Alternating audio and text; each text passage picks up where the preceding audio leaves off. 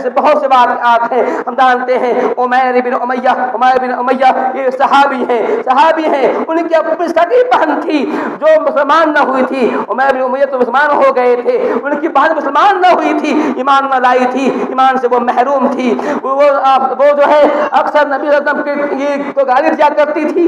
یہ منع کرتے تھے کہ اے میری بہن ایسا مت کرو, نبی کی گالی مت دیا کرو, لیکن وہ مانتی نہیں تھی.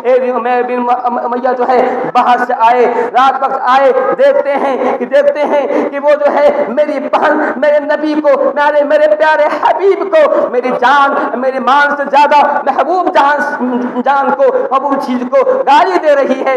غصہ ہوتا ہے اور تلوار لیتے ہیں اور اپنی بہن کا قتل کر دیتے ہیں اور بھی جو ہے ہنگامہ ہو جاتا ہے. اس کے بعد اس کے بچے آ جاتے ہیں. جب نبی صلی اللہ علیہ وسلم کے پاس معاملہ پہنچتا ہے, آپ فرماتے ہیں کہ اے عمیر تم نے اپنی بہن کو کیوں قتل کیا ہے؟ فرماتے ہیں انھا کانت توصینی فیک, اے محمد صلی اللہ علیہ وسلم وہ جو تھی آپ کے تعلق سے مجھے ایذا پہنچا رہی تھی, وہ گالی دے رہی تھی. مجھے کیسے برداشت ہوگا؟